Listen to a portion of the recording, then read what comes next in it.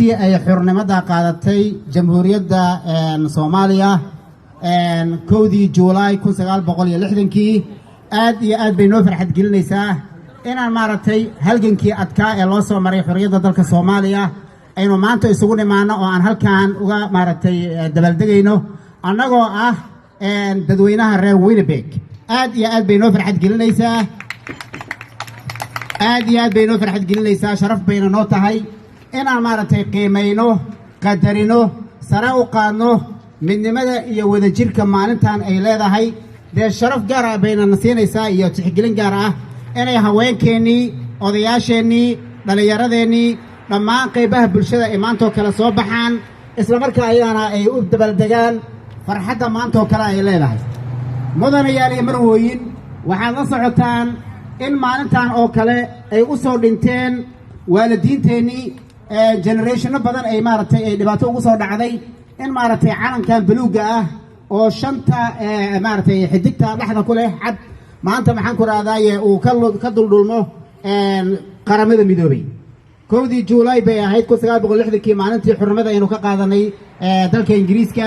26kii Juun bay ahayd maalintii dalka ugu horeeyay ee xurmada la siiyay gobolada waqooyi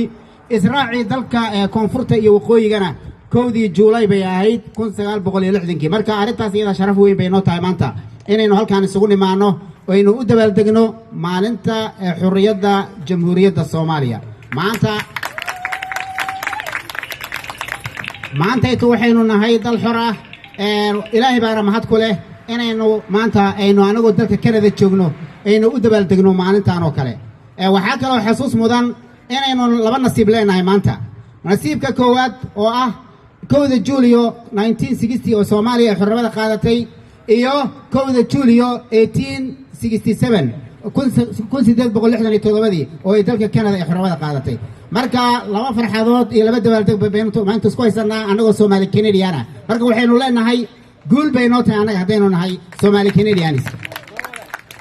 waxaa kale oo runtii sharaf noo ah inaynu maaragtay qayb ka noqono isla markaana aynu maaragtay aynu dib u xasuusanno waalidiinteennii iyo generationadeennii soo maray halgankan asaga ah waxaa la socotaan dad badan in loo soo xiray waxaa la socotaan dad badan inay u dhinteen waxaa la socotaan inay maxaan ku raadaaye dad fara badan ay maaragtay dhiigooda ay u qubeen maalintan oo kale marka waxaynu rabnaa inaynu la qaybsanno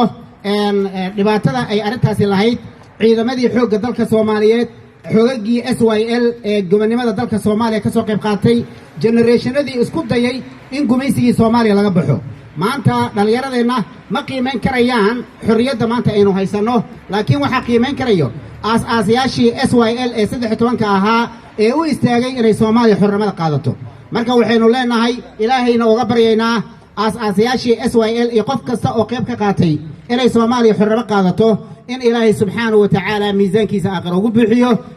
jannadii firdowsana uu ilaahay ka waraabiyo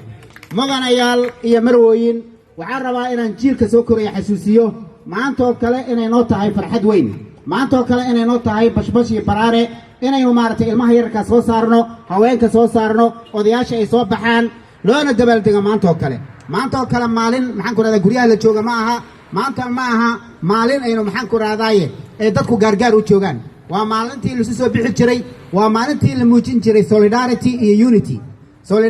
unity maalintii la muujin lahaa weeyaan waxaan rabnaa inaad ogaataan calankan buluugga ah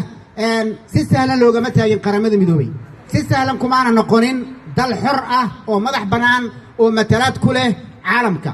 yacni wuxuu ka mid yahay calamada ka dullusho qaramada midoobay buu ka mid yahay inuu calankaani noqdo calan la aqoonsan yahay oo diblomaasiyaddii iyo matalaadii caalamka leh wax sahlan ma ahayn waxaan rabaa marka inaad taas iyada had iyo jeer aad xasuusisaan jiilasha soo koraya kuwa yararka ah ee maxaan ku radaa guryaha jooga aad had iyo jeer aad guri kasta iyo goob kasta uu calanka jamhuuriyadda Soomaaliya uu ka muuqdo waxaa kaloo aan jeclaan lahaa inaan maaragtay mujtamaca Soomaaliyeed rag iyo dumarba aan ku baraarujiyo dalka aynu joogno ee dalka Canada oo maanta oo kale xornimada qaadatay wuxuu naga mudan yahay soo dhaweyn waxaan naga mudan yahay inaynu wanaajino muujino daris wanaag waxaana looga baahan yahay inaanu maaragtay aynu ka mahadnaqno kana mahadcelino dadaalka iyo soo dhaweynta iyo sharafta maxaan ku raadaaye aynu halkaan aynu kala kulanay dawladda Canada